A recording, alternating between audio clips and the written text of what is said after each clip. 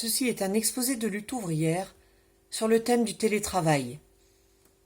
Avec l'épidémie de Covid-19, le télétravail s'est généralisé.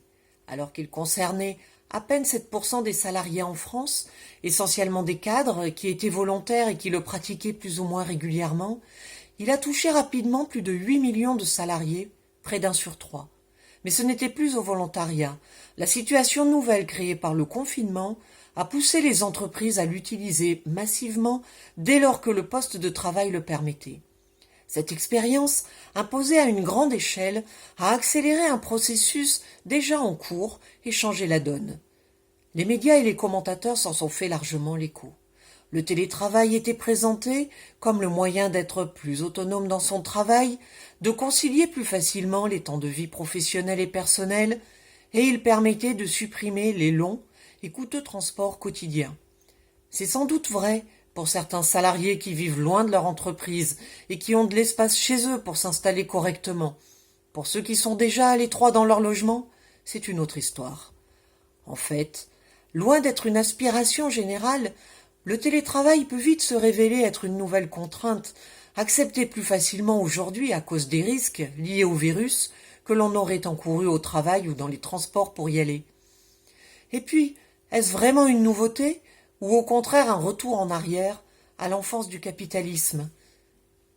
Les formes de travail à domicile existaient avant même le développement des usines, lorsque des femmes ou des hommes filaient et cousaient des pièces de textile chez eux.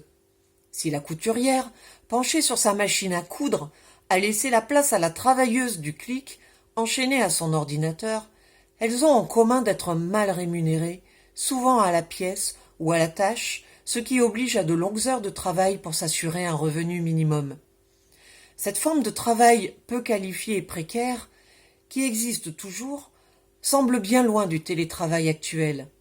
Car si celui-ci s'est développé à l'époque d'Internet et des ordinateurs accessibles à tous, il a bénéficié de l'existence d'une réglementation du travail issue des luttes du passé qui impose des horaires, un salaire minimum, une indemnité en cas d'accident ou de perte d'emploi.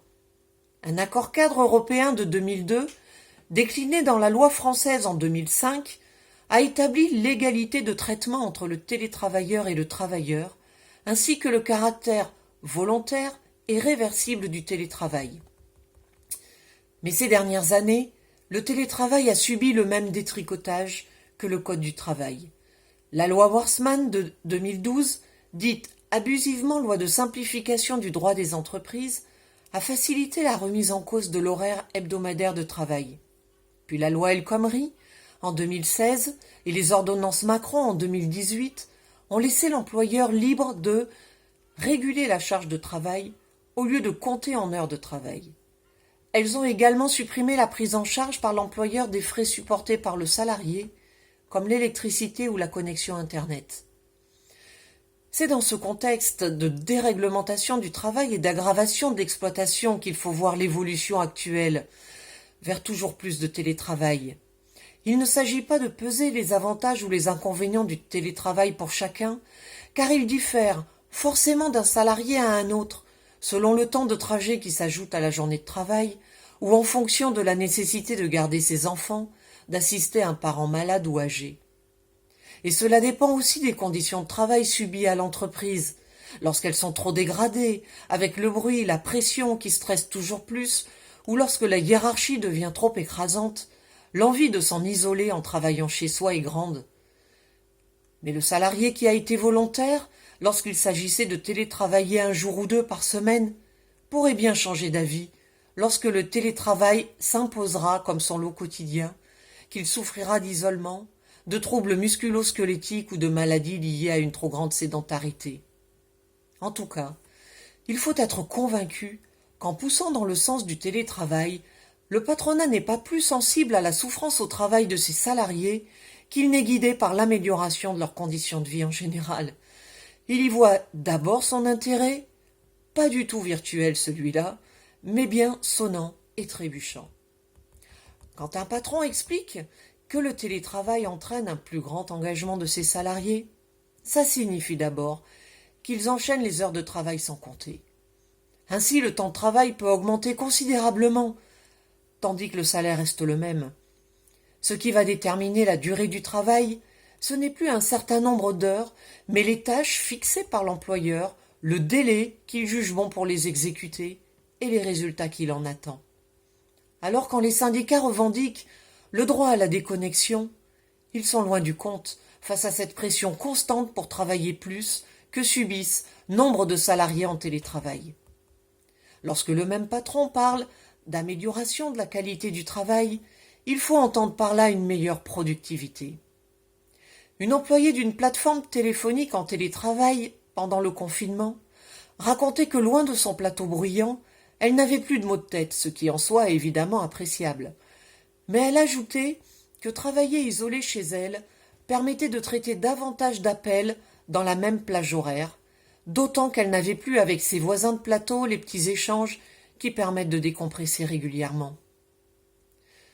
Toujours dans le souci d'accroître leur rentabilité en profitant de toutes les aubaines possibles, certaines sociétés ont profité du confinement pour mettre leurs salariés en chômage partiel, donc payés par l'État, tout en leur faisant faire du télétravail. D'autres leur ont imposé de faire la moitié de leur semaine en télétravail, le reste étant pris en jours de congé ou RTT, sachant que pour terminer la tâche demandée, il fallait intensifier le travail et réaliser en 2 jours, celui de 4. Et il y a encore un autre aspect dans la généralisation du télétravail, que le DRH de Peugeot appelle une opportunité à saisir. En proposant que le télétravail devienne la norme, 4 jours sur 5 pour tous les salariés du groupe PSA qui travaillent sur un ordinateur, il prépare des économies colossales sur le foncier et l'entretien de milliers de mètres carrés de bureaux. Cette nouvelle organisation du travail sera avant tout une affaire juteuse pour les actionnaires. Bien sûr, la volonté d'économiser sur le prix du mètre carré n'est pas nouvelle.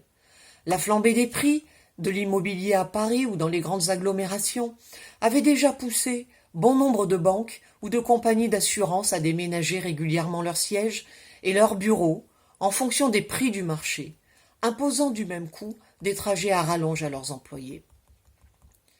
PSA lui-même n'y avait pas échappé, quittant en 2017 son siège historique mais coûteux de la Grande Armée pour s'installer à Rueil-Malmaison. À peine 2 ans plus tard, en 2019, le groupe se débarrassait de son nouveau siège social pour brinque-baller les 750 employés et cadres restants dans ses locaux de Poissy et Vélizy. Beaucoup d'entre eux étant déjà en télétravail 1 jour par semaine ou plus, il n'y avait plus besoin d'attribuer un bureau à chacun. Les salariés pouvaient les occuper à tour de rôle, en fonction de leur jour de présence, ce qui fait toujours moins de surface à financer. Mais PSA vise aujourd'hui des économies à une toute autre échelle. Pendant le confinement, le télétravail est passé de 18 000 à 38 000 salariés sur l'ensemble du groupe à l'échelle mondiale, et il pourrait concerner dans le futur 80 000 salariés, en comptant les secteurs administratifs, commerciaux et de la recherche et développement. Annoncé dès 2019 par Tavares, le PDG, la réduction de 14% des mètres carrés de l'entreprise devrait être vite dépassée. Cela permettra par la même occasion de supprimer les frais engendrés par la restauration collective, le chauffage, le ménage ou encore la participation au transport. Les entreprises du numérique, les Facebook, Twitter ou Google, annoncent également la poursuite du télétravail après l'épidémie. Au-delà de son ambition de soi-disant servir le monde, Zuckerberg, le fondateur de Facebook, a surtout celle de servir ses profits en faisant des économies sur les infrastructures ainsi que sur les salaires comme il l'a annoncé. Car pour faire venir ses employés dans la Silicon Valley, où l'immobilier est hors de prix, il les incitait financièrement par des salaires plus élevés. S'ils peuvent quitter maintenant cette zone pour s'installer dans des régions moins chères, leur salaire pourra être diminué d'autant. Mais l'étape suivante, c'est la poursuite de l'exploitation à l'origine du profit, sans même la protection collective forgée au cours de la lutte de classe par tous les combats menés par des générations de travailleurs. Ainsi, l'informaticien qui serait à son compte pourrait vendre à une grosse société le résultat de son télétravail. Qu'adviendra-t-il alors lorsqu'il tombera malade ou que l'entreprise choisira d'utiliser les services d'un autre ? Après l'explosion de la précarité imposée par le travail en intérim, les CDD, la multiplication des petits boulots plus ou moins déclarés, on a vu se développer les statuts d'indépendants ou d'auto-entrepreneurs avec ce qu'on appelle l'ubérisation de l'économie. Mais si un chauffeur de VTC Uber peut se sentir à son compte sans avoir de chef sur le dos, il est obligé de faire des horaires toujours plus longs pour gagner à peine sa vie. Et la plateforme qu'il emploie, elle, en décidant du nombre de courses et de leurs tarifs, prélève largement sa part. Finalement, le revenu digne et l'indépendance qu'espéraient nombre d'auto-entrepreneurs s'est révélé n'être que misère et dépendance. Derrière la fable d'un travail qui serait soi-disant libéré des contraintes aliénantes du salariat, il y a toujours la lutte de chaque jour pour gagner de quoi vivre. Tant que le travail n'est pas débarrassé des tâches et des horaires harassants imposés par l'exploitation capitaliste, il est illusoire de penser pouvoir choisir librement son sort. Tous les discours sur la prétendue rigidité du contrat de travail ou les 35 heures qui handicapent l'économie vont dans le même sens. Utiliser le marasme économique et le chômage de masse pour imposer toujours plus de recul à la condition ouvrière. Cette déréglementation du travail et l'aggravation de l'exploitation sont à la base de l'accroissement des profits malgré la crise.